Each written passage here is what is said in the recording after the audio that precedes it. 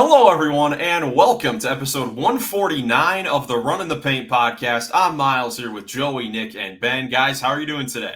Feeling good, feeling great. What an episode we got for y'all today. Yeah, dude, I'm super excited for this one. Last year was a blast doing our top 50 list, and I know Miles, you put in a ton of work to this episode, so I'm excited to get it going. Yes, sir. Ben, how are you doing? I'm feeling good, feeling great. I can't wait to get into this episode. Wow, this is gonna be a lot of fun.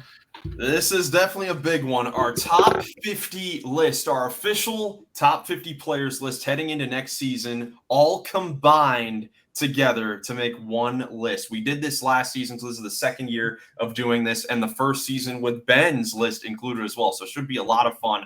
So we'll get right into that after POELTL. We've been on a pretty good streak the last few times, so let's see if we can do it again. Who's the first player we should guess today? I got a guy for us. I'm going to go with Aaron Gordon, a guy who I don't think is going to get any love on this episode, but isn't too far from making the cut. So let's give him a little shout out, Aaron Gordon. All right, not a bad guess. Northwest Division, it's going to be a guard that's 30 or 31 years old. Okay, this is not a bad first guess. That's not on the Denver Nuggets. So this is going to be Minnesota, Oklahoma City, Portland, or Utah. Is that Conley right off? Right? Well, it's not Oklahoma City because I don't know if they got a 30-year-old on their whole roster. 30-year-old Conley's older than that. Unless it's Caruso. Okay, Caruso, yeah, that he would fit too, right? Well, I say yes, Caruso. I feel good about that. Is Caruso 6'5" or 6'6"? Like, I feel like he's taller than people think. Yeah, honestly, my inclination is to put him at like 6'3" or 6'4", but I was thinking like 6'4". All right, we can try him out. Let's see. We'll try Alex Caruso. Let's see if he's probably taller than 6'3". Oh! 6'5". Oh, man. Let's go. Yeah, guys. Do it. Man, the run continues. The everyday POELTL grind. My goodness. Look at that mugshot. Look at that mug on Caruso. That is something else. Let us know how long it took you guys to get Alex Caruso. Us getting it in 2. Incredible start to the episode. Glad we got it done quickly so we can get right in to our top 50 players list. So over each of the last 5 episodes, we have all conducted our individual top 10 players at each position. If you haven't checked any of those out, go check those out. That's where we kind of speak more in depth on each player. Since we got 50 spots to go over, not going to spend a whole lot of time talking about the individual player unless a debate comes up or anything like that. But what's fun about this list is, there are positions like the point guard position, the power forward position that are so incredibly deep that some of the players that didn't make those top 10 lists are going to be on this list because positions also like the shooting guard position, which aren't loaded at all, like the 4th or 5th guy may not be on this list. So it's definitely going to be fun to go through all this together, all combined here. So yeah, are you guys ready to get started? Yes, sir. Yeah. All right, the official Runnin the Paint podcast top 50 players list. Starting at number 50, we've got Austin Reeves. Oh, okay. Yeah, I see the beard. Just sneaking on the list here. I believe, let me see. Yeah, all of us did have him on the list. I should say also, I should have said before we got started, 60 players got on the list from each of us combined. So 10 players are not going to be on this list. But Reeves does make the cut at 50, still making all of our lists, which is kind of incredible. But, yeah, Reeves barely sneaking in. What do you guys think about this? Very happy because, as I even pointed out, I did not have him on my top 10 shooting guard list, and that was just because I forgot about him.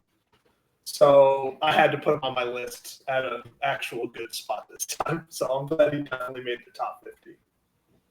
I like AR on this spot. I only had him one spot higher at 49, but definitely a great 2 guard who is definitely a top 10 shooting guard, Joey. We can go back to that episode and we can clear things up. But yeah, like we talked about in the shooting guard, like he's going to get paid and he's a very valuable player on the Lakers right now. So top 50 at number 50, I think is a good spot for him. Yeah, absolutely for sure. Glad he barely made it. Next spot, number 49, a player that we don't think talked about at all in the power forward list. Scotty Barnes from the Raptors sneaking onto the list. A little weird year there for Toronto, and Scotty Barnes didn't get to play a whole lot of games, but still has a ton of potential, and we all got him at least making the list here at 49. Yeah, big year for Scotty coming up. That's all I was going to say. Is that he should have a lot of opportunities and the ball in his hands a lot this year in Toronto. Absolutely. Ben, do you have anything to say about Scotty? Yeah, I think he's gonna have a big year coming up this year. I think the Raptors will hopefully look more improved as a team. I think he's played pretty well both ends, and I actually had him like more higher for this. I had him at like 40, so I'm definitely a believer on him going into this year. Absolutely. Number 48, Derek White from the Celtics sneaks onto the list as well. 3 out of 4 of us had him on the list. Let's see, I believe, Joey was the only person that didn't have him on, but still barely sneaks onto the list, actually dropping 10 spots from last year's list. That's also something I compiled was the improvement or just the complete drop-off based off of our list from last year. Derek White, the first one to take a little bit of a hit, 10 spots down from last season. I don't think that's off the mark by any means by where we have him this year. I mean, he didn't necessarily take a step back or do anything wrong in his role last year, but the Celtics just weren't in the finals, and now they're not expected to be, a real contender this year either. So 10 spots down from last year. Yeah, it's a bit cheap, a bit steep maybe, but at least he made the list. True. I feel bad I left him off, but I don't know. I just don't think he's going to be that great this year. I think Jaylen Brown is going to steal the show in the Celtics and making them just competitive this year at least, like maybe in the play-in tournament. But I don't know. I think Derek White's he had a good couple of years there, but I want to see his defense get back to being just absolutely elite, like where we talk about being the best guard defender or defending guard, or at least I was ranking him a couple of years ago, and then he'll be on my list. Yeah, definitely should be a big year for Derek White coming up as the second option on the Celtics heading into the season. We'll see what happens with that team. One spot higher is one of his teammates from last season, Kristaps Porzingis at number 47. Was this the most major drop-off from last season? Yes, it is. Porzingis dropping 26 spots from last season. He was number 21 on our list last year for his contribution to the championship. And he still had a good regular season, but of course he had the viral injury that just made him unplayable in the playoffs. And those two things combined have him dropping this low. Where'd you guys have him on your list, just out of curiosity? I had him at 44. He didn't even make my list. That's trash. That's why. I had him at 43. And I have him at 40.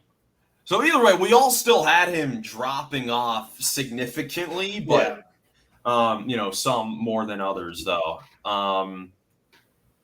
But yeah, expecting good things out of Porzingis in Atlanta. Again, it just comes down to the health, of course. Comes down to the health with Porzingis. Health and winning, yep. Yeah. Ben, where did you have him on your top 10 centers? Power forwards. I hit him. Or centers. Porzingis. Oh, I think they hit him like right behind like Zubac and just after Rudy Gobert, somewhere in there. So did you leave Turner off then too? Because he was your 10th guy, right? Yeah, Turner's off. He didn't even get any love on this list. Okay. To make this one. But you mentioned Zubac. He's the next guy. Ivica Zubac, number 46, one of the new guys to this list coming on from last season. It just makes so much sense. Had an incredible year for the Clippers and a much more significant role on both ends of the floor for a successful Clipper team. Big Zoo. I actually had him like almost 10 spots higher or something like that. But 38 for me. I was going to say 35 for me. Yeah, no. He had a fantastic year, proved himself to be a dominant big man to help on the offensive end, which was surprising. Him dominating the board like always. and his defense was incredible. And we expect big things out of the Clippers this year as well. So as long as he's doing the same thing as he did last year, man, the Clippers are going to be a good team. I love Zoo on this list. I do too. I'm happy for him that he ends up making the top 50 list. Definitely well deserved for him. Number 45, another significant drop off. Damian Lillard, number 45, barely sneaked onto some of our lists. I still had him pretty high on my list, but let me see. Where did I end up having him? I still had him at number 29 on my list, which is very, very high. But of course the injury makes it very, very difficult. And for that, two of you guys, he was 50. Let me see who had him at 46. Ben had him at 46. So ends up being low on the list. Injury, a huge factor. Still an all-star though. I still think he had a pretty good season when he was on the floor, but it makes sense that he is this low. Yeah, no, he's still like when he played, even we want to talk all we want about him in Milwaukee in that tenure, but he was still an all-star, still a great point guard. It's just unfortunate we're not going to of how it ended, and then obviously we won't be able to see him this year. Yep, and now of course back to the Blazers, which is obviously a great story for him and that team. Number 44, we've got Darius Garland, who made Joey's top 10 point guards list, able to get onto the top 50 list after an incredible bounce back season for him. I know this time last season was coming off of the injury, just a bunch of injuries throughout the season. Kind of in a similar situation coming off the playoffs and heading into next year, but it was just such a terrific bounce back. One of the most clutch players in the league during the regular season. Such a fun player to watch, and the engine of the best offense in the league last year. Getting everybody open shots. Love it. Love Sam Merrill. Same money Merrill out there raining in threes, baby. That's right. Number 43, we've got Mikal Bridges from the New York Knicks sliding into this spot here. Nice. Great defender in the playoffs. Love those big time defense plays in playoffs. Yeah. New York's going to be a top team this year, or at least we predict them to be. Absolutely. Number 42, we've got De'Aaron Fox from the Spurs. Another guy who wasn't mentioned on the top 10 point guards list, but does end up making the top 50 list, and really makes it just based off only two of us had him. Ben and I were the only ones that had him. Ben had him at 31. I had him at 36. Still had a pretty good year. It was obviously weird with the trade request during the season after they fired Mike Brown, and then only played 9 or so games for the Spurs before the injury happened. But because of everything happened with Fox and the Kings during the year, and then the injury once he got to the Spurs, I feel like it's being forgotten how good of a player he is. So I'm glad that he does end up making the list with Ben and I showing him some love. He's definitely a fringe guy for me. I just want to see him with the Spurs more. That's kind of where I'm at, because obviously him on the Kings is still good, and I'm just a little salty that it ended the way it did. But I do want to see him with the Spurs, and then I can probably make more of a prediction of how he's actually going to do and if he would make my list. But I just need to see it first.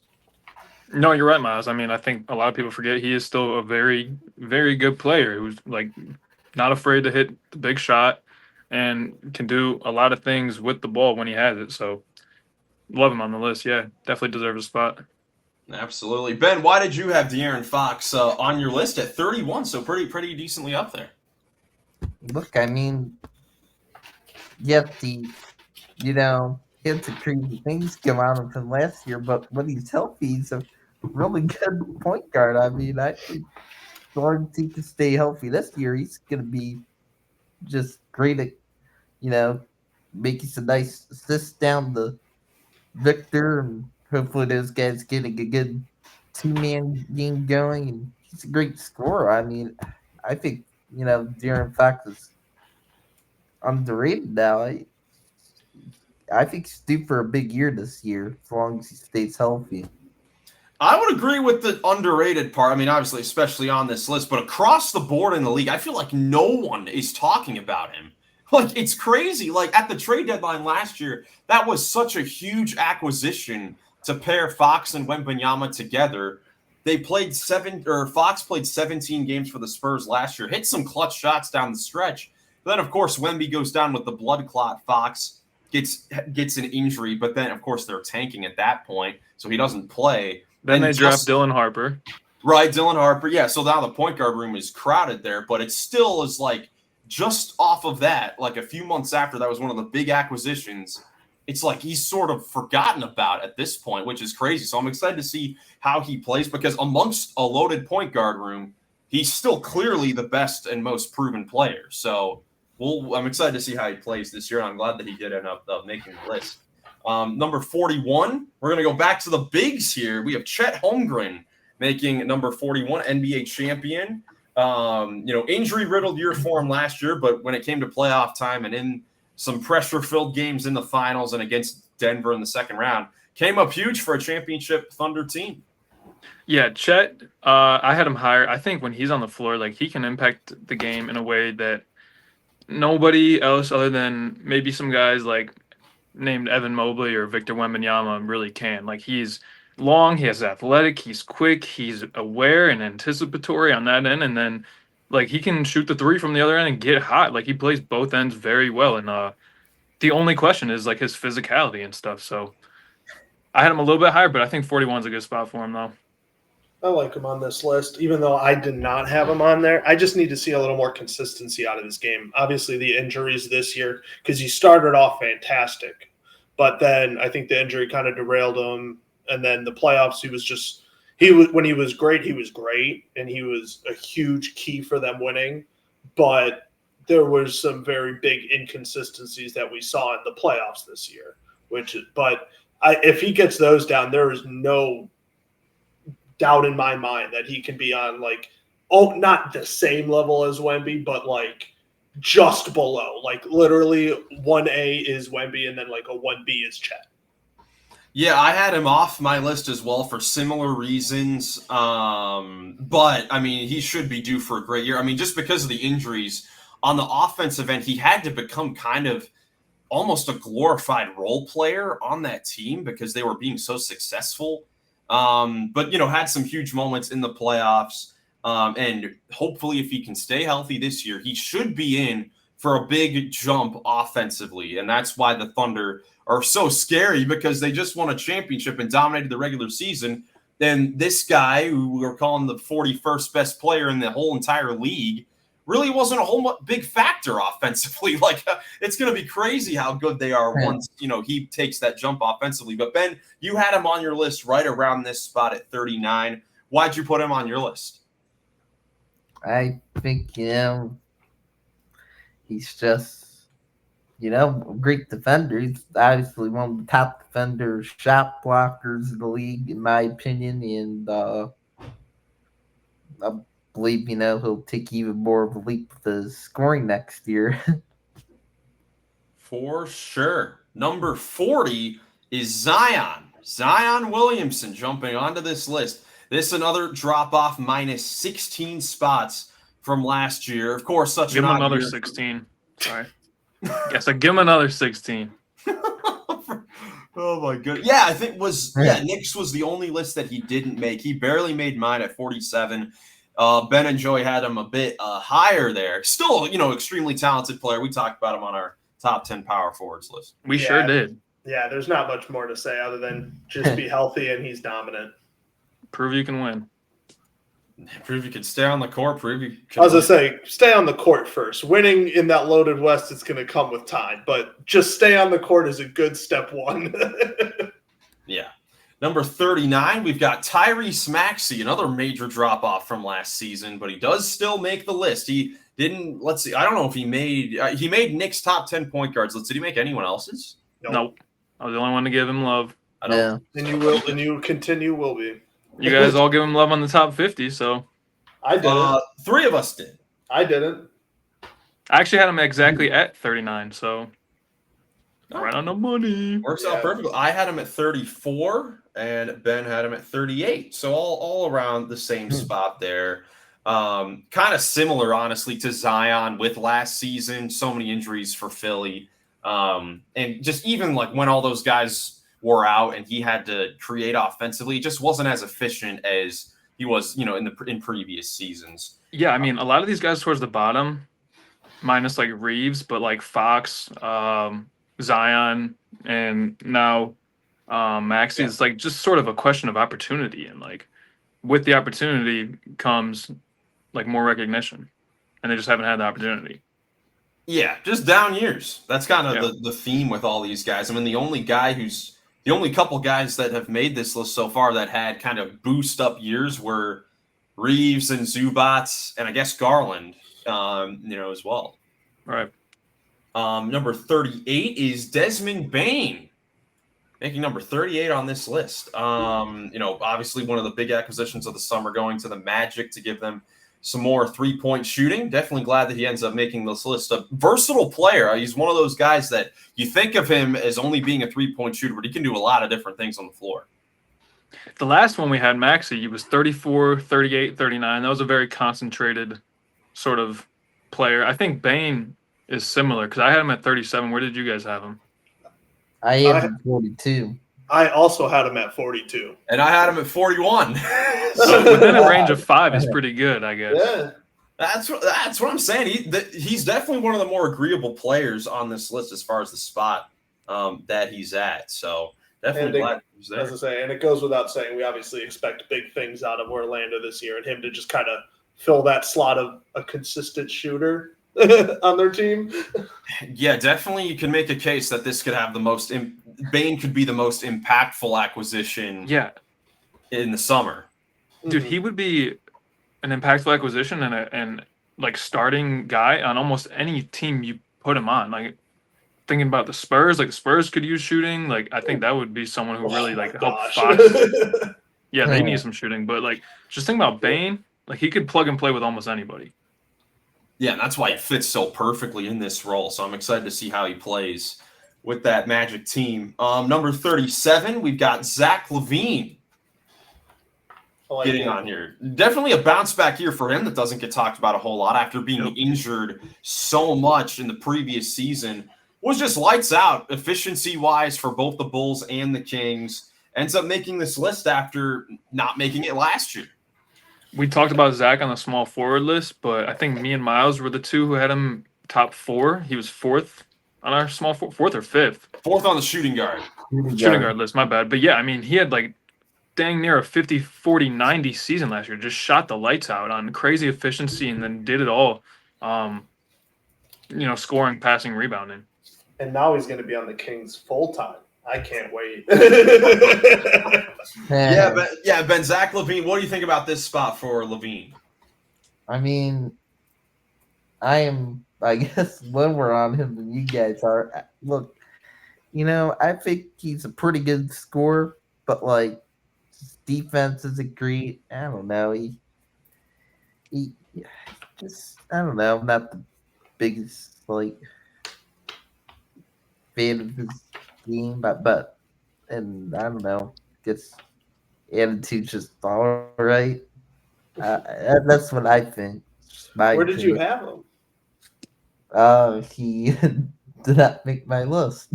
Oh, that's why. Yeah. Oh, okay. Where did you guys have him? Because I had him at 36. He only went down 1. 29. I had him at 38. It's right around there. Had a very, very, very good season. But we talked about him with the shooting guards list. I mean, 2 important things are defense and impact on winning, and doesn't really have either at this point. So might not change either. Why is he not a good defender? He's quick. He's athletic. He's long. He's just not good. You're absolutely right. He should not be a bad defender when he has those abilities. Yeah, true. Yeah. That's exactly what he can be a frustrating player. He's incredibly athletic in his prime. He's just never been that great of a defender, no matter where he's been at, because he's had a load offensively and just not able to do it on both ends of the floor. As I say, you don't hustle on both ends. He has to do everything. He puts all his energy into the offense and has none for defense. Right. I mean, there's a reason he's only played in, what did I see, 1 playoff series, and he's going into his 12th year in the league. So it's not the best recipe for winning, but still great player and, great enough to still make this list. Number 36, got a young guy sneaking onto the list. Not even sneaking at 36. We have Amen Thompson. Yes. at number. Good job, guys. You guys all put him. You guys must have put him higher than I did. I had him at 40. I did. I had him at 30. I expect big things out of him. I don't know, man. His offensive game is going to take a leap. I think with Kevin Durant and Sengun taking the consistent load, him on defense, he's going to get plenty of opportunities on the fast break. He's going to be just pure entertainment, I think. I know, like, his shooting is a big question mark, but he's going to have so many dunker spot opportunities if they put him down there. Like, his numbers will jump up from that. I don't know if the shooting thing will be an increase this year. I mean, I don't know if he'll get any more shots because it just won't, like, run or flow well with their offense. But he should definitely have more of an offensive production just from, like, standing in the dunker spot and having the offense work better around him. Yeah, I mean, he's just such a unique player because he'll play like the 2 on defense, but the 4 on offense. Just being in the paint. It'll be interesting to see how the Rockets are able to use him because he is such a talented athlete. I mean, he averaged 8 rebounds a game last season, 3 offensive rebounds per game. I mean, he's an absolute freak of an athlete. It's absolutely incredible. Yeah, definitely glad that he was able to make this list. Number 35, we've got Bam Adebayo. Definitely a drop off from last year. Again, dropping off 12 spots here, but all 4 of us did have him on the list despite him having a bit of an off season last year. And ends up being at number 35. Yeah, I think me and Miles were the only 2 who had him on our top 10 center list or power forward now that Khalil Ware is there. But definitely deserving of a top 50 spot. You know, I mean, that was a rough episode for Nick. I had him 7th, and that was probably a misstep on my behalf. But I still had him 25th here. I think, you know, I had him over Paolo because I had him on over Paolo in the power forward, so I just kept it. But if my 25th is responsible for getting him up to 35, I'm glad that I did it. It definitely did because I wasn't too far off. I had him at 37, so I definitely agree that he should be on there even if he didn't make my list. But I don't know. Bam's still a really good defender, really good offensively. The Heat just, who knows with them. Yeah, pretty much. Ben and I both had him at the 44-45 range. I mean, Ben, what do you think about Adebayo? What do you kind of expect from him heading into the season? Yeah, I think Bam is still a pretty good defender, but yeah, a down year last year. I mean, I guess he had a bit of a dip in his scoring last year, but, you know, I'm still a believer, you know, he's a pretty good big guy, and it would be nice to see him bounce back this year, and maybe he can bounce back this year because it was a weird year for the Heat last year with the whole Butler thing and stuff. So maybe those distractions being gone for this season will really help him out. Yeah, totally agree. I definitely expect him to do big things next year for Miami. 34, we've got Domantas Sabonis. Joey's king, man. Number 34. Let's go, baby.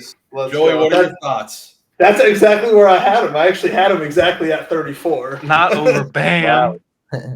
What? I'm not over Bam. Man, dude can average a triple double if he wanted to.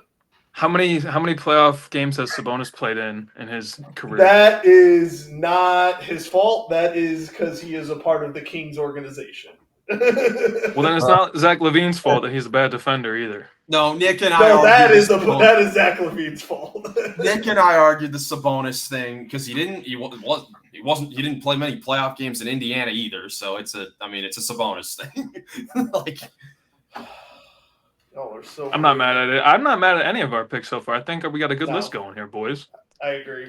I would agree. And I mean, across the board, I mean, it was pretty good. Ben and I both had Sabonis at 32. Joey, as he said, has him right here at 34. And then Nick has him at 47.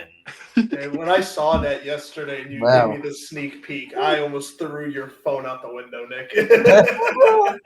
And then I said, yeah, maybe I'll move him up over Norm Powell and Brandon Ingram. And then Joey's like, actually, I think Brandon Ingram's probably better than Sabonis. That was literally the words out of his mouth in the back seat. So, shush. And that was in the front seat. Let's be factually correct. Ingram, not on the list. He's not on the list at this point. 33, we've got Ja Morant. Getting here right near the middle of the list. This is, let me see here. This was a pretty decently agreeable spot here. 35 for me, 36 for Nick, 26 for Ben. Joey, where'd you have Ja? Or no, he's who you had at 50. I kind of forgot him, so I was going to slide him in at 50, but if I'm looking back at my list, I would probably have him at like 45 on my personal list. Okay, so still makes it at 33. Why so low, Joey, for years? I don't know. I guess I just have I'm just kind of salty on the Grizzlies. They really just have disappointed me the last couple years. Like after Ja Morant was like a top MVP kind of dude, they had the number 2 seed, and ever since we've had all those high hopes, it's some off the court stuff, some injuries, and then this year it's kind of been injuries, coaching. Like it's been just a mess with the Grizzlies. I don't put it on him, but if he is the superstar, he has to show some kind of leadership, and I don't see it. That's why, even in my ranking, I have Jaren Jackson better than him, like higher than him, because I just think what he does, at least on the floor, impacts the game more for the Memphis Grizzlies. And clearly, as the leadership thing is going, I don't believe Ja is that type of guy. Definitely. He can talent-wise, he's certainly up there for sure. No doubt, but I just want to see the team winning and get back to that kind of thing, because when they were that top seed, Grizzlies were so fun to watch, and I kind of miss it. Yeah, definitely a little questionable on if he can lead a team deep in the playoffs. And along with Zion, like just one of the most confusing players in the league for sure. Yeah, at the top of that 2019 draft class, man, those top 2 picks definitely a little tricky. Number 32, DeMar DeRozan. So the Kings have 3 players in between 32 and 37 on this list. Definition of mid.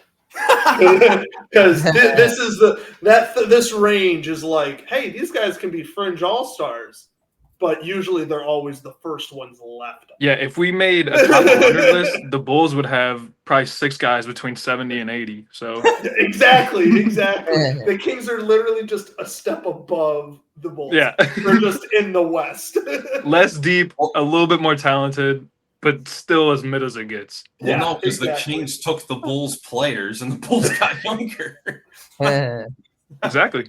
That's exactly why we're at. I did not expect DeRozan to be above Sabonis, so I guess we think DeRozan is the best player on the Kings. But I guess that's mainly because of Nick having Sabonis at 47 and then DeRozan at 33. The DeRozan was pretty close across the board. I have had him at 33 as well, 43 for Ben, and then 31 for Joey. I was going to say, I still had him above Sabonis just because we all say it, the defense on Sabonis is so bad. It's so bad. And DeRozan, at least you know what you're getting. You're getting 20 to 25 points a game, every single game, more consistent than Levine. Let's just leave it. They're both mid. But, yeah, they're all mid. Amongst this list, yeah. Amongst this list, right. Yeah. Amongst this list. That's the respectful way to go about it. Number 31 is where we have Jaren Jackson Jr. So he actually bumped up 11 spots, our first real dramatic increase on this list from last year.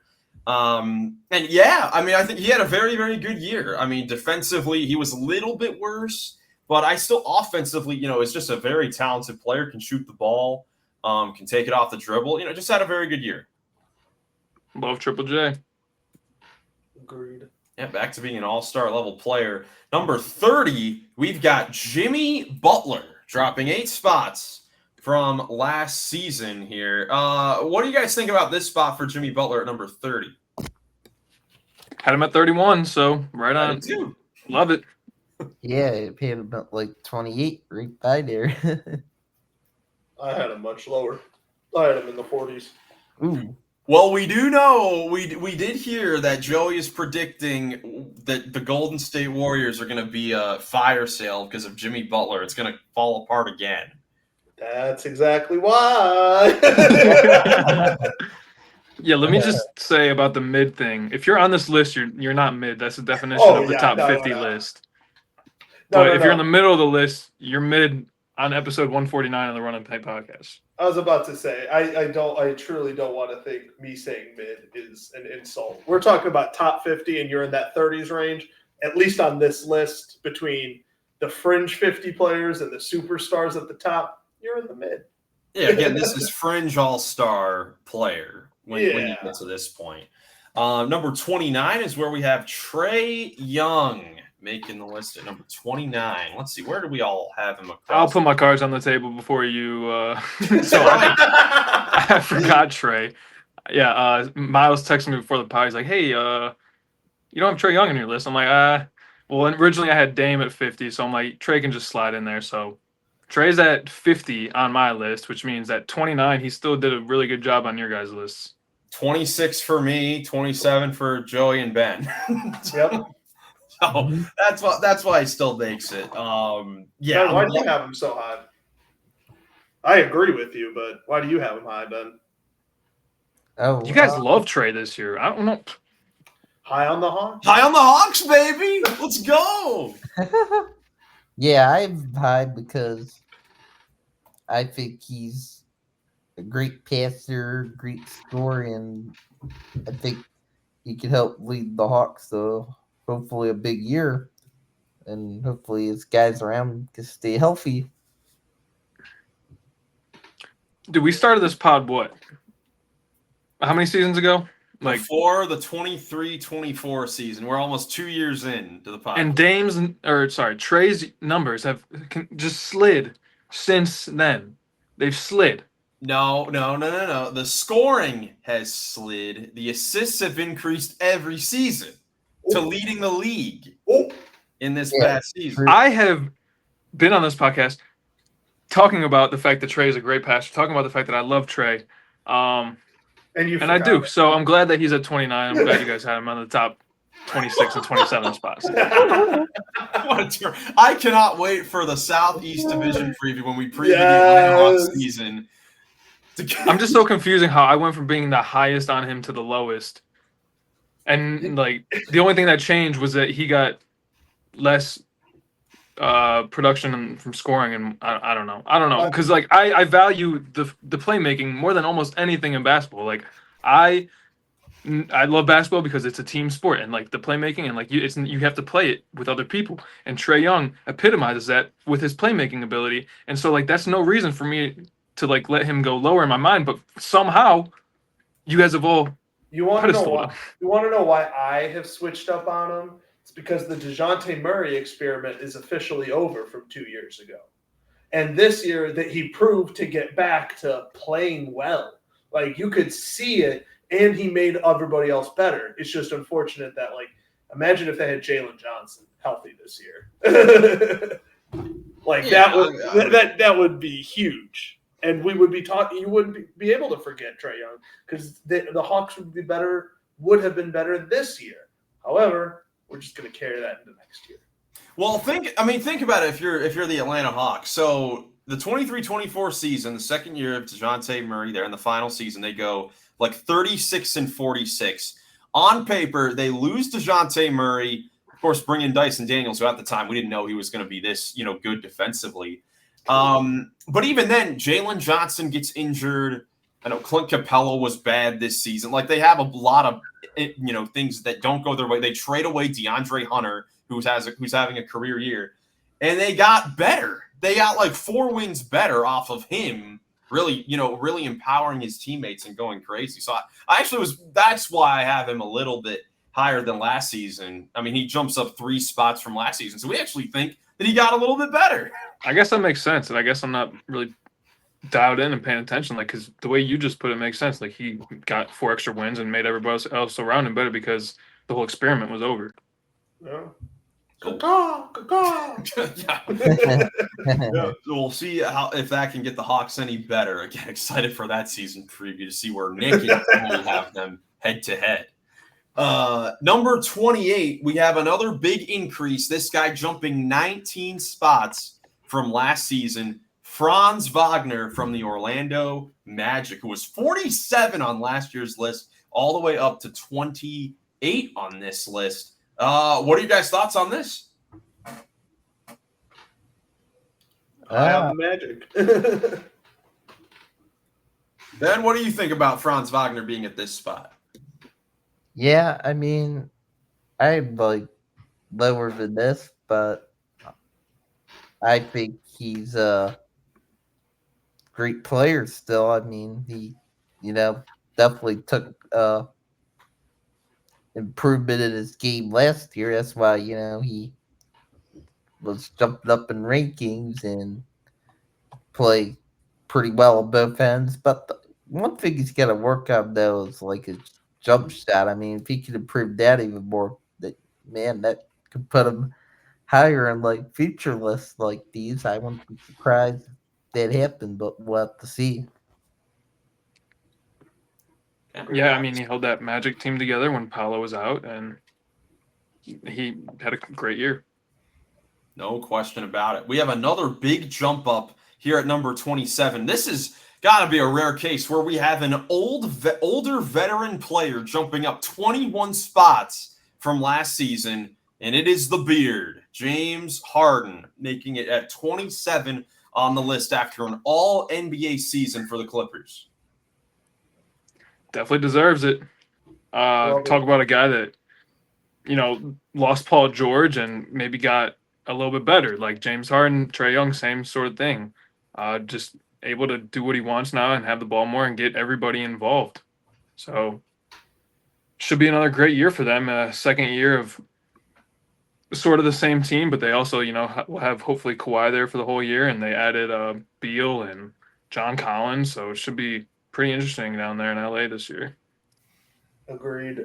Harden kind of surprised me last year of how well he played, and well deserving to be on this list and definitely for top 30. The Beard, baby. How come no one's ever made Trae Young like the Trae Train? That should be a thing. The Trae Train. I'm back on the Trae Train. He's back on the Trae Train. We got him back on, Joey. He's back. I love it. He's back. All right, number 26. We've got Alperen Şengün from the Rockets jumping up to making his first All-Star game last season and being the main offensive piece for a number 2 seed in the loaded Western Conference, the 26th spot on the list. Yeah, we were talking on the last episode in the centers, like Zub is one of the only guys to really post up a lot and kind of get a lot of offensive production out there. LP, as a great passer, works incredibly well. One of the best probably post players in the game right now. 100%. I can't argue that. Yeah, Ben, what are your thoughts on Alperen Şengün jumping up here to number 26, barely outside of the top 25? I think, it's well deserving for him.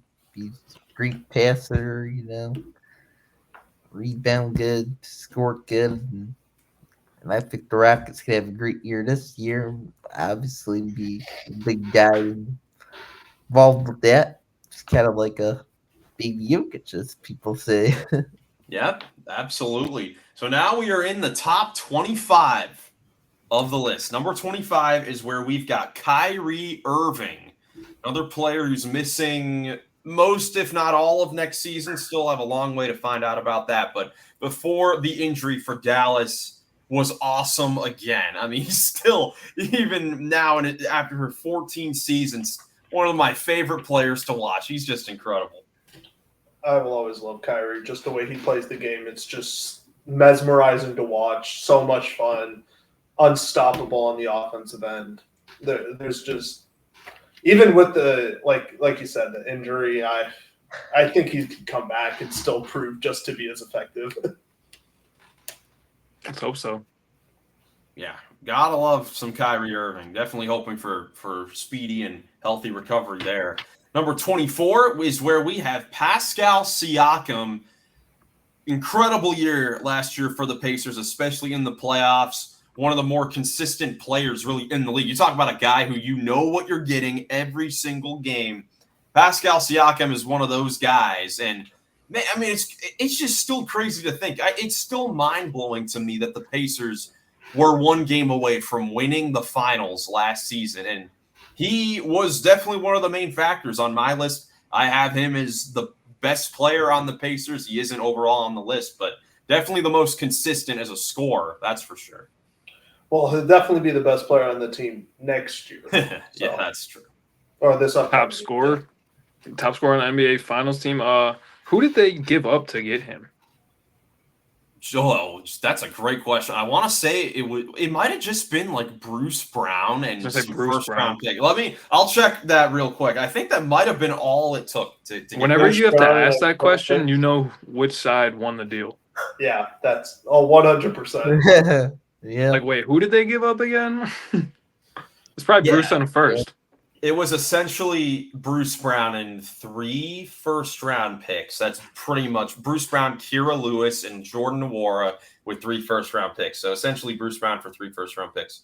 Well, the Raptors turned that into Brandon Ingram. So we'll see on the other side. I'm not sure if the Raptors will ever get to Game 7 of the Finals, but with that core, but we'll see. We'll see what happens. Number 23. The second biggest jump on the list, jumping up 27 spots from last season. Our 50th player from last year, 23rd this year, Evan Mobley from our Cavaliers. Love it. I love it. Hey, yeah. DPOY. I had him at 24. No hate from me on this side of things. So good spot for Evan. I actually had him 26. I even had him lower. Item 22. Ben, where'd you have him? I had him at like 15. I don't know. Yeah. Ben's like, I got him over Wemby. Well, that's crazy. But yeah, I'm pretty high in Evan Mobley going the next year. I mean, I don't think it's biased, but I think he's one of the best defenders in the league, and I think he'll be able to get the ball more next year for the Cavs and have an even better scoring season. I mean, look, he can just increase his scoring to where it's like, getting up there, like 20-point per game range, like around maybe 25 points per game, something. Man, I mean, that guy, who knows? He could turn into one of the best players in the league one day. And believe he's due for a big year next year. The Cavs are gonna need a huge year out of him if they want to make a run for NBA championship. No question about it. A little more aggressive offensively, and maybe that comes from the coaching as well to get him some more shots. I think that some of that's also on him. I love seeing. He's probably the guy I've seen the most with workout videos this summer. He's really working hard to become a better all-around offensive player. So I just cannot wait to see how well he plays there. And I know off-season workout videos, you can never read too much into them, but hey, as Cavs fans, that's all we can see during the off-season. Exactly. So I'm excited. Do you guys know what his career high is? Miles, don't say it right away. In points? Yeah. In a game? Yeah. Has he cracked 30? Ben? I think under. I just looked it up, and I was curious to see I if you don't guys remember. know. I don't know. I think I know what it is. 41 against the Hornets this year? Yeah, that's right. Yep. Oh my gosh, I forgot he scored 40. Dang. He hit like 5 threes in the first quarter. Those are like the moments where, like, dude. Oh my lord. Like he It averaged, was in December. Yeah, he averaged like 19, 9, and 3. How many times did he score 30? 3 30-point games and 1 40-point game in that game. So that just shows you, I mean, you talk about consistently offensively when given the chances. He had 30 20-point games this season, which, is pretty good right there in the middle. And obviously definitely looking forward to what he can do next year, for one of the favorites to win the title in our Cavaliers. Number 22 is where we've got Tyrese Halliburton after the clutchest playoff run ever last year. Again, it's just terrible that after all that, he has to miss a season for the Pacers, and who knows if they'll ever get back to that position or if he will. But just glad that he was able to make the list at this spot. I actually had him the lowest. I had him 25. You guys had him 19 and 20, but all still, around the same range, and that gets into number 22. Even if he doesn't ever come back and do all the things he did, I'll forever be indebted to Tyrese Halliburton for just the most entertaining playoffs in recent memory. He definitely had a playoff run to remember. Yeah, absolutely.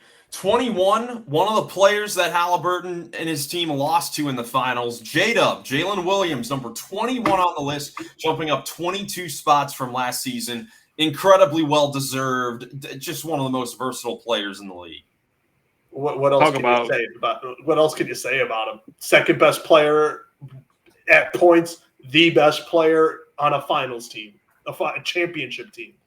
There's just not much else you can say about that. Yeah, proved that he could be the second best player on a title team at 23, 24 years old. Crazy stuff. Crazy stuff on both ends of the floor. Incredible player. And he's another guy that, along with Chet Holmgren, could take another jump up next season. Number 20, so now in the top 20 of the list, 20 is where we've got former league MVP Joel Embiid.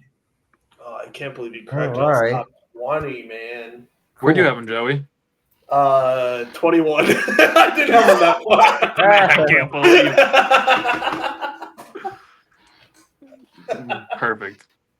Perfect.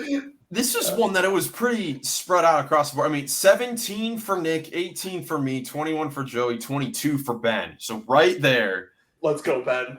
Genius. But I'm 20. I mean, it's Joel Embiid. We've already talked about it a lot. I mean, could be number one. Could be number one. If he's healthy, he could literally be number one on the list. But that just hasn't been the case for a little while here. Now, number 19, we have another player that is injury prone, but had a nice second half of the season and playoffs last year. We've got Kawhi Leonard at number 19 on the list. Even having Kawhi at 19 seems low, but like we said in our small forward list, I mean, it's kind of where we're at right now, where he hasn't been super healthy. This is the first time he's been healthy in the playoffs in a while, and he was super duper good. So just hoping that he can hopefully stay in this range here, at this time next year. Yeah, I mean, they gotta do what they need to do in LA and load manage him so that he can be there when they need him. Yeah, no question about it. Because they won't have a problem making the playoffs this year. They shouldn't. You wouldn't think so. You wouldn't think so. In the loaded Western Conference, we'll see. Number 18 is where we have Karl Anthony Towns at number 18 on the list. What do you guys think of this spot for Karl Anthony Towns? It's right where I had him. Not an MVP, not in that caliber. I had him a little higher at 13. Just cracking my top 15, but that's just because I also predict the Knicks to be obviously in the finals possibly next year, and hopefully his defense is just not that atrocious as it was this past year. Yeah, Ben, what do you think about this spot for Towns, him at number 18? Yeah, I like it. I have him just a few spots higher at 16, and I think he's going to have another great offensive season next year, especially with Mike Brown coming there. That's definitely going to help the Knicks and the offense there. And, I'm hopeful he can prove some more defensively. He's going to need to if they want to win an NBA title next year. Oh, yes, he will. But great year offensively in the regular season. One of the best bigs in the game. For sure, one of the best rebounders in the league. Just an incredible season. Now at number 17, this is by far the biggest increase from last year's list, jumping up 32 spots from last season's list. Nick? Cade? Yes, sir. Cade Cunningham jumping from 49 to 17. What a boost up. And it just makes so much sense with the Pistons. I'm back off the trade train. Put me on the Cade speed bullet, baby. I don't know. The Cade caboose. Yeah, the Cade caboose. But yeah, man, it just makes sense. I mean, the Pistons, you could say they jumped up 32 spots on a list, like without the season they had. So makes perfect sense. Yeah, the Pistons, obviously, as a whole, with the weaker Eastern Conference, they showed last year that they're a legitimate playoff contender and team to reckon with. And this year, maybe they'll even have Jaden Ivey healthy for a whole season. And not to mention the leaps and bounds that Asar Thompson's going to take, because he already started to show that at the end of last year. He's someone who could possibly be a French. I mean, obviously talked about his brother, but they're twins, so the athleticism obviously runs in the family. He could be a fringe guy next year, depending on how well the Pistons he does next year. Yeah, Ben, what are your thoughts about Cade Cunningham jumping all the way up to 17? I like it a lot. He deserved to jump that high with the way the Pistons proved last year, and he just play like an all-star. He's just awesome. Scoring the ball really well. Just turned into a great leader. I like it. Yeah. I got a question for you guys. You know how this season it was kind of like Brunson and Mitchell were the two guys who were like maybe going to get some MVP votes, but not going to be like really talked about as seriously in that conversation. If the Pistons are a top 4 seed, top 5, like, do you think Cade becomes like part of that group? Brunson, Mitchell, Donovan? Yeah, for sure. See it. I could even go a step further, and depending on how his numbers stack up, he could possibly even creep into like even more of a dark horse, like even the next step above then. I'd like to see him top 10 on this list next year. Yeah, I actually had him at 11. Right outside the top 10. I had him at number 11. He had such a good year. 15. And you talk about, impact on winning. A lot of the guys that we're going to mention next had good years, but impact on winning, not completely there. And what he was able to do, I'm not sure how many other players would be able to do after the disastrous season that they had the year before. So that's why I had him super duper high, but I definitely could see him being a dark horse MVP candidate, this year in the league. I'm mad that Jaylen Brown is going to be over Cade on this list. That's the first thing I'm mad at. I was going to say I'm mad at that too, actually. Yeah, Jaylen Brown is going to be over Cade Cunningham. He'll be here in a few spots here. Number 16, though, we've got Paolo Banchero. Nice. Number 16, making this list here, jumping up 12 spots from last year. So these young guys getting bigger and better here as the years go along. Another guy that, similar to Cade, what we just talked about with Cade Cunningham, he should be in the dark horse running for MVP this season because the Magic, to me, should definitely be a top 4 team in the East. They definitely should be fighting for home court advantage. The next step for that team is, of course, they need to win a playoff series since they've been in it the last couple of seasons. But incredible player. Of course, injuries were what even was the injury? Was it a meniscus? Or no, it was an oblique injury. That's right. A baseball injury. That kind of threw off the rhythm. But even in the playoffs, although the Magic lost to the Celtics, still stepped up. Again, the shooting got even better from the regular season to the playoffs. And he's done that in the last 2 years against the Celtics last year and the Cavs in the previous year. Now we need to see if his teammates can get on the ride with him and maybe win a series. Now, these next 4 players, actually, each of them dropped 2 spots in the rankings from last year. So I'll go through all of them here. 15, we've got Devin Booker. 14, we've got Jaylen Brown. 13 is Anthony Davis. And number 12 is Steph Curry. What are your guys' thoughts about all those 4 guys and where they're at here? Joey looks kind of confused that they dropped that much. Yeah. Yeah, each of them dropped 2 spots. Wow. Which I'll look actually right now at last season's list. Was that the order where they all were Curry, Davis, Brown, Booker? Yes, this was 10 through 13 on last year's list. Now it's 12 through 15. So they're all still in a row, but a couple guys have jumped over them. Interesting. Yeah, very interesting. I'm glad we're consistent year to year. That's good. Yeah, that is true. Yeah, these 4 guys I would say are consistent.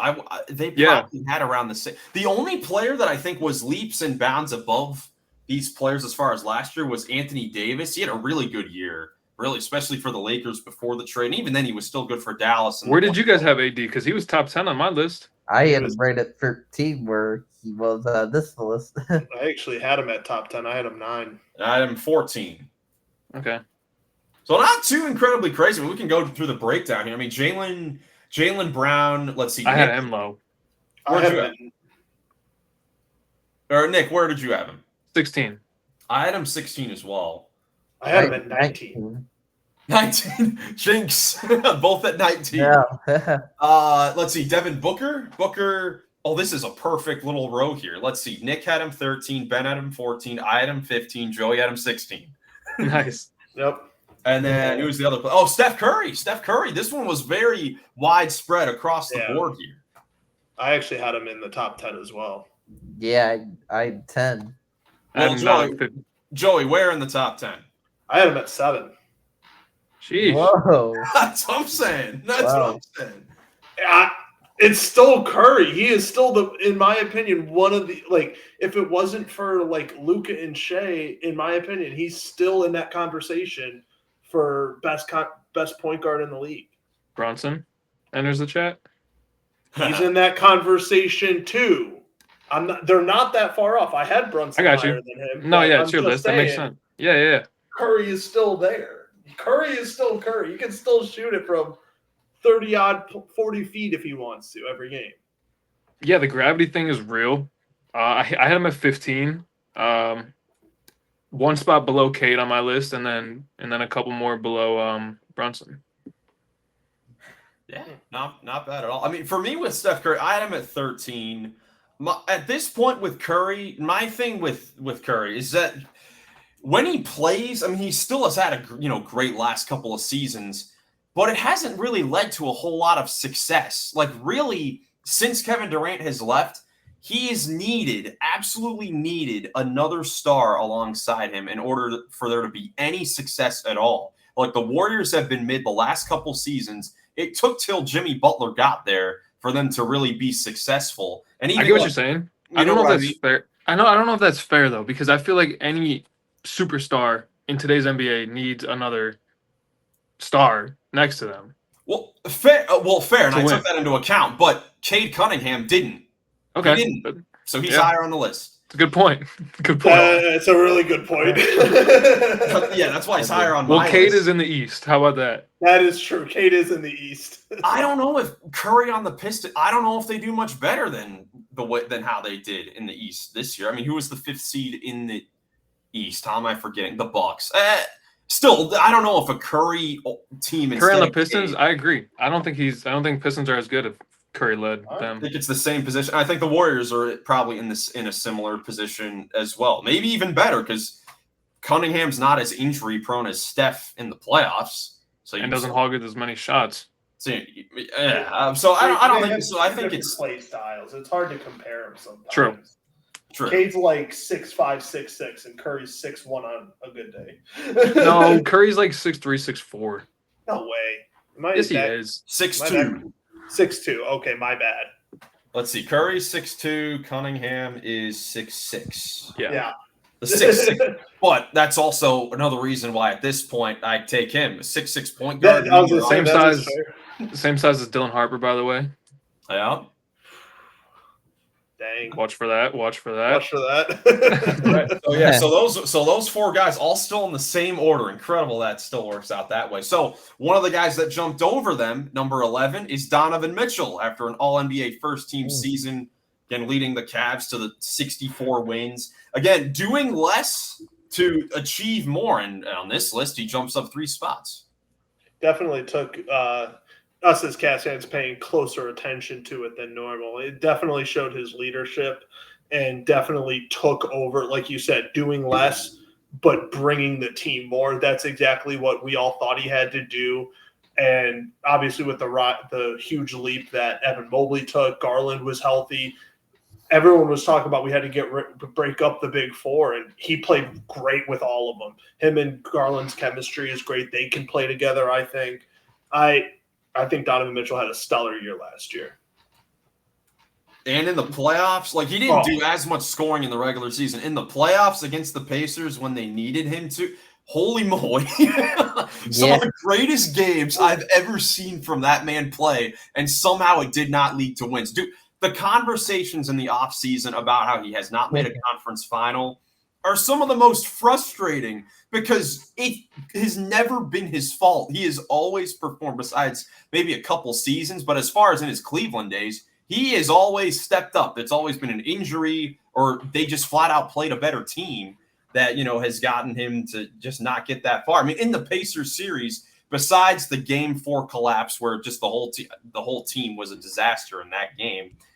Let me see. How much did he average in that series outside of that game? He only scored 12 points in that game. Besides that, he scored 33, 48, 43, and 35. I mean, those numbers are sick. Wow. Which is an average of 40 points per game. Like against the Eastern Conference champion. Just one of my favorite players in the league. I couldn't ask for a better leader on this team, on this particular team. And I hope, not even just because I'm a Cavs fan. I just hope that for him individually as a player that he can break through and just get to that moment because he always shines when the lights are brightest. Agreed.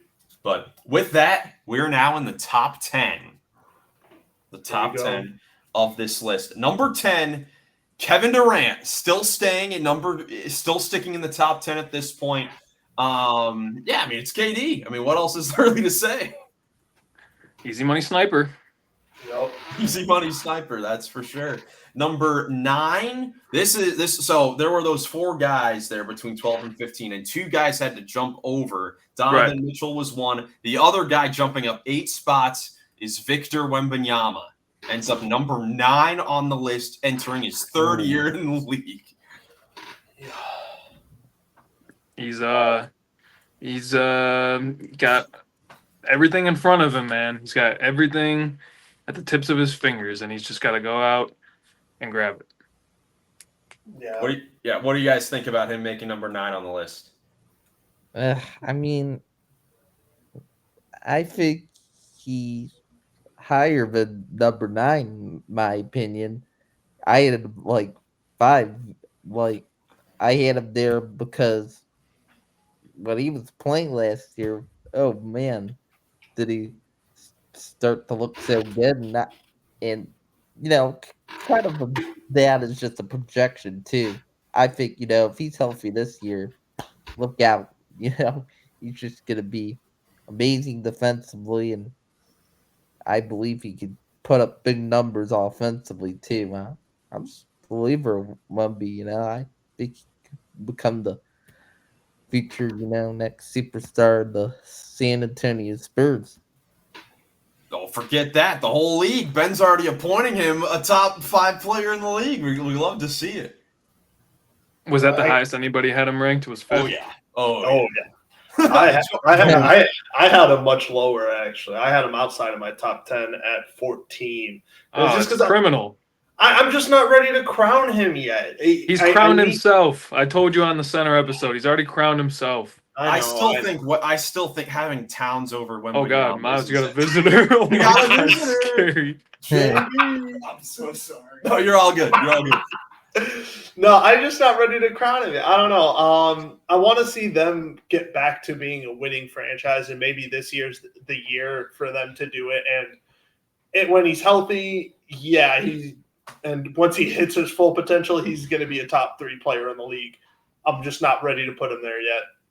I'm just kind of trying to hold off until I'm ready to crown him, because once he's there, I'll be honest, he's probably going to be there for his whole career. I think he's closer to 5 than 14. I had him at 9. I had him at 9, which is where he is on the list. So perfect middle ground. I honestly think that is the perfect spot for him right now on this list. Number 8. So we're going from one of the young future faces of the league to the old man, LeBron James, at number 8 on the list. Criminal. How?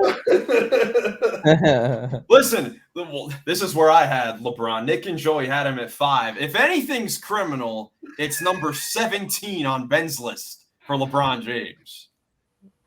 Ben, explain yourself. Explain yourself, Ben. Look, I love LeBron James, of course. I'm not hating on him, but it's not off of his whole career, of course. So it was off of his whole career. So, he'd be so high in this list, or if it was past season. But I don't know.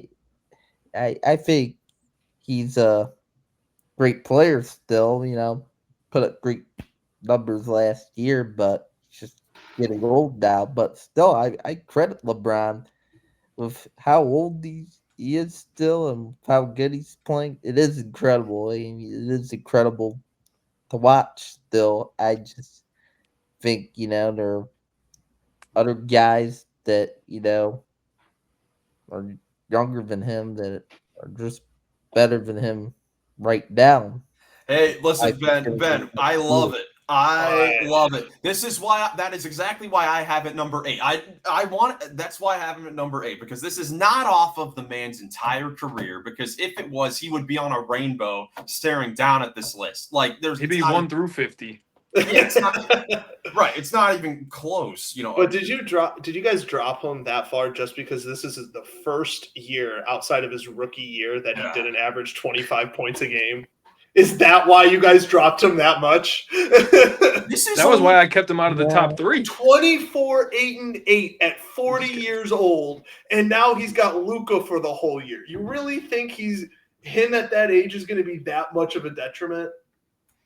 I think he's going to – the way he's built and the way he plays the game, and he can hand a lot of this off to Luka, I still think he's at – if he wants to be, he can still be the best player in this league. I would not go that far. Okay, not that far, but definitely the best player on the team. That's ridiculous. That's too that's crazy. No. He's not an MVP candidate anymore, I don't think. But he's definitely at time, because even though Luka's going to be the face of the Lakers and is, I think, now, and I obviously still have him higher than LeBron on my list, but I only had him maybe like a spot higher because at points LeBron is still the leader of that team until he retires. He can still be the best player on that team until he leaves or retires. Like people will look to him until he is gone, and that's just him being LeBron James. It's just not as consistent anymore. And personally, when I did this list, I do not care about how old or young a guy is. I care everyone's graded on the same curve. Performance. Yeah, it's the same performance. And as far as consistency wise, he can't do it, every single night. He still can't do it every single night. And I mean, overall, this is a 1-spot drop from last season, which is pretty good considering he's now 40. So I think this is still perfect. I had him at number 8 right where he is, and I think it's perfect. Of course you do. Yeah, I think part of why he dropped for me was just kind of some consistency things, but I still think LeBron's great. If he can continue playing great, even when he's old until he retires. Oh yeah, and look, 24, 8, and 8, obviously statistically great year, but we all know as guys who have watched LeBron for obviously a very, very long time, the stats don't always tell the story. He can have a triple-double, and you'd be done watching the game and be like, he didn't really have a good game. Like there are a lot of those, out there.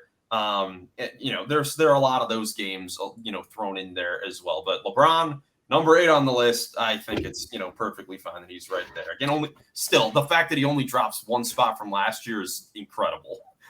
Yeah. Number 7 on the list is where Jason Tatum has slid into this list here in the top 10. What do you guys think about this for JT? Yeah, I like it. The fact that he's over LeBron is not something that I agree with. Agreed.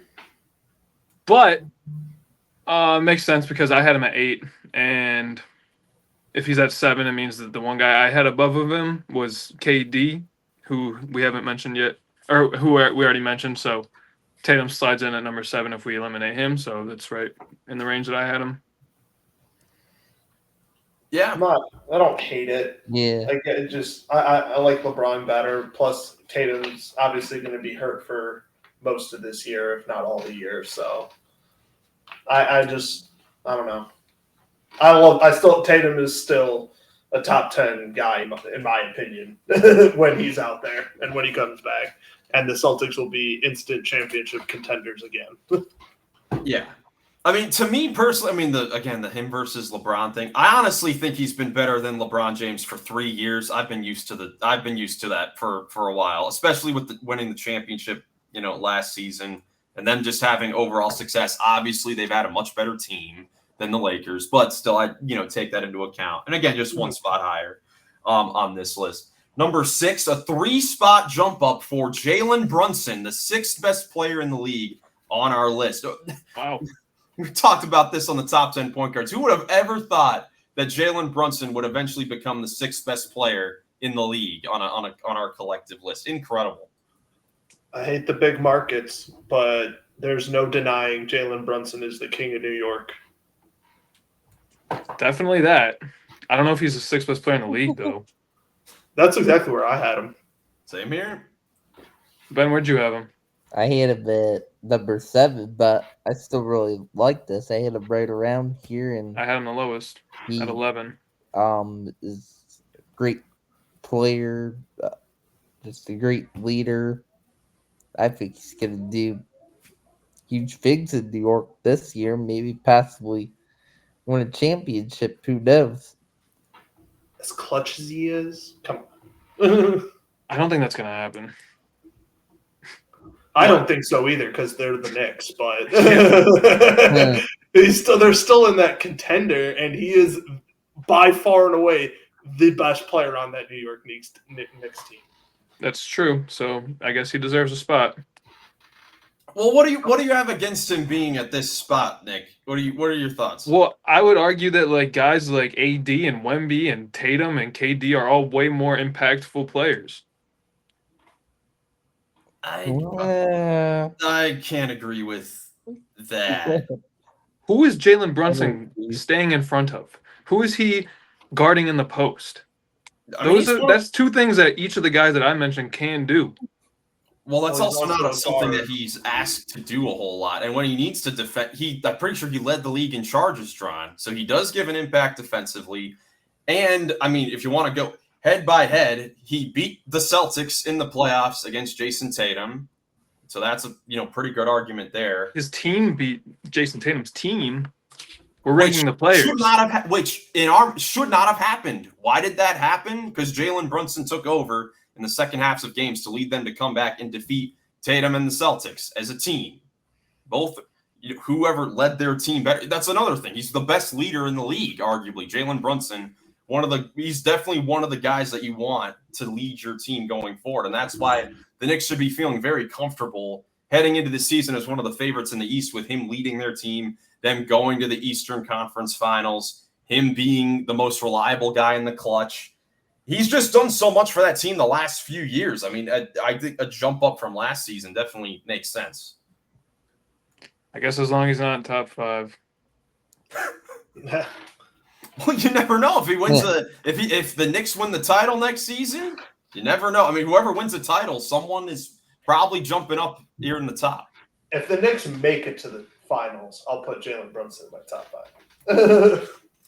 I would 100% agree. I would 100% agree. There's nowhere. Yeah, unless Cat becomes like an all defensive guy, that's the only way I could think that like Jalen Brunson stays out of the top 5 if the Knicks make it. Is if Cat becomes the best player. I don't see that happening. Those two things do not go together. No. Do not go together. All right, but now we are in the top 5, and this number 5 spot is pretty interesting. We've got Anthony Edwards at number 5, despite not making it number 5 on any of our lists. In fact, we all had him lower than number 5, but with the way that the averages worked out, Edwards ends up at number 5. It's because LeBron got hated on by Ben. That's why. That's why. Because LeBron is now number 8 on the list. But yeah, Anthony Edwards, number 6 for Nick and Ben, number 7 for me, number 8 for Joey. So right around that range, and makes a lot of sense. Mm-hmm. Sounds like we're a bunch of smart people. Oh yeah. Number 4, we've got Luka Doncic dropping down a couple spots. But again, I think this is around the right spot. I mean, you 3 all had him at number 4. I had him number 5 because I actually had Tatum at number 4 because he was last season to me was a top 4 player. But Luka overall terrific player. Hopefully the off-season pictures and overseas tournaments are actually real and he comes back in great shape to lead the Lakers next season. I'm excited to see how he bounces back. Expecting a big year from Luka. I called it on the pod a couple episodes ago. 30, 10, and 10. Running for the MVP. It's definitely in question. Yeah, no question. Now our top three of the list. Number 3 is Giannis. Still top 3 player. Antetokounmpo. Number 2 is where we've got the reigning MVP and Finals MVP, Shai Gilgeous-Alexander. Why you look surprised, Joey? Joker He's the only is one the that best. had him he's the only one that had Shai number 1. The rest of us have Nikola Jokic, of course, at number 1. Joey does not look like a happy camper. No, I'm happy. No, oh no, my number 2 pick is actually number 1. Oh no. No, I find it a little disrespectful. Personally. 1 spot lower? Yeah, well, he's scoring leader, MVP, Finals MVP. There was literally nothing else Shai could have done to make his case more. I would agree. And Jokic could do more. Could he? No, that's the same argument. That's the thing. Yeah, it's the same argument. If you give Jokic the type of depth and talent around him, then they win the finals. And he's but going into this year as well, the Thunder are obviously, and he's gonna continue to be as dominant, I think, Shai. And this was something I was thinking about. The Thunder, like of the top 10, you can name the top 10 guys, and almost, I think all of them have somebody else on this list except for Joker. Whereas Jamal Murray would be the next closest, and he really, I don't think was in the conversation for any of us. No. Jamal Murray be my top 50 list at 50. Oh, okay, there you go. Yeah. Well, besides that, he was the only one that had him on the list. That's true. Like J-Dub jumped 20-some spots. Chet's on the list. You got Tatum and Brown, Derek White all on the list. Meanwhile, Joker's at the top by himself. Yeah, and you look at if you even look at our top 10 by position, I mean every position had a Thunder player besides the 2 guard. Well, had someone mentioned because Nick had Hartenstein in his top 10 centers list. Yeah. So, and I mean Jamal Murray, I don't think he cracked any of our lists. And besides Michael Porter for Joey and the small forwards, there's no one else. That's true. No, you have a good argument. You're right. I just got to go with what I've seen. Shai is the best in my opinion. Still, he proved it. He got the awards. He's done everything he's been asked to. He's reached the peak. That's just where it's at. Think about how crazy it is. Jokic, with all we said of Jokic not having another guy in the top 50, took Shai's team to 7. I'm putting them in the finals this year. They should definitely be up there. They should definitely be up there. That's for I can't wait for our predictions now. I know we just finished our top 50 list. I was so excited for it, but now I'm just ready to talk about the divisions and our predictions. We're going to go through the divisions, then we'll get through the predictions. That's right, and that's coming up in the next episode. But that is it for our top 50 players list. Overall, what do you guys think of the list? Ben, would you give us a grade, would you? On our list. Well, it's hard to give you guys a grade. Give all of us. Yourself is included. It's got to be an A+ for yourself. Got to stick to your guns. For myself, it's an A+. Right? Our list. Grade our list. I'll give it like a B+. Yeah, there's some shockers to me from some of you guys where you have some players. But I mean, overall, like with the combined rankings, a lot of those guys, weren't too far off from where I had them on my own list and stuff. So it wasn't too bad overall, I think, good fun. I enjoyed, the fun takes where we have some like different guys, different spots that made this episode a lot of fun. What was the most shocking ranking from individually from one of us that you heard from someone else today? Joey had Curry at 7. Yeah, It's got to be LeBron being outside of the top 15. I love LeBron, but like I was just shocked Joey and Nick had him at 5. Like, I think it's reverse. I'm shocked that Nick and Joey had LeBron at 5, and I'm shocked Ben had him at 17. And I'm shocked Ben had Wemby at 5 already. That's the combination. The LeBron thing for me, like, I looked at Ant, and I'm like, no. LeBron is better than Ant. Didn't beat him in the playoffs. And then I looked at KD, and I'm like, well, KD's never been better than LeBron, and he still isn't. And then I looked at Tatum, and I'm like, Tatum has a baby picture with LeBron. So that's why. Yeah, it's definitely the LeBron thing for. I don't see. I kind of get his I kind of get your Wemby pick, Ben, just because the talent level is there. Joe, you had him at 14, didn't you? I know. I got ready there. He's not. I told you it's got to come together as a whole, like his whole like. So what do you give us for a grade? What would I give ours? I think we did like an A-. I think not too far off. Like I think we just made it an A. I think we got a B+. I'll go A-. I'm pretty happy with the list. I don't think there's anything. Yeah. Overall, Miles, what was your biggest surprise? Or who was somebody you thought we left off that should have got some love? Ooh, for me? Yeah.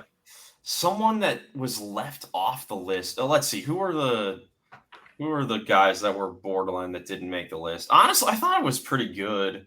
I'm surprised like OG Anunoby ended up not making the list. Honestly, I am a little surprised Jamal Murray didn't end up making the list at 50, but I didn't have either of those guys on it either. I'm pretty happy overall with how it came together. I don't think that there was anything that was completely outlandish. I mean, overall, I think we did a pretty good job. So I'm happy with it. Agreed. Yeah. Joey, you going to be all right with the Sabonis at 37? I think we had him. Oh, where was he? 34. 34. I had him at 34, so that's perfect. That's why I gave it an A-. They had my boy perfect. That's right. Well, that is it for this one. In the next episode, we are going to start our first of 6 division preview videos. Of course, this whole off season, we haven't really spent a whole lot of time dissecting a bunch of teams, but that is all what these next 3 weeks are going to be about. So make sure you stay tuned. We may have some guests on for these episodes as well, so stay tuned for that. Should be a lot of fun. But that's it for us here. You guys have anything else before we get out of here? We did the jerseys. We did the jersey rankings. We did the player positional rankings, and now we're straight steamrolling ahead into next year and looking forward to what's going on. I'm ready. I'm excited.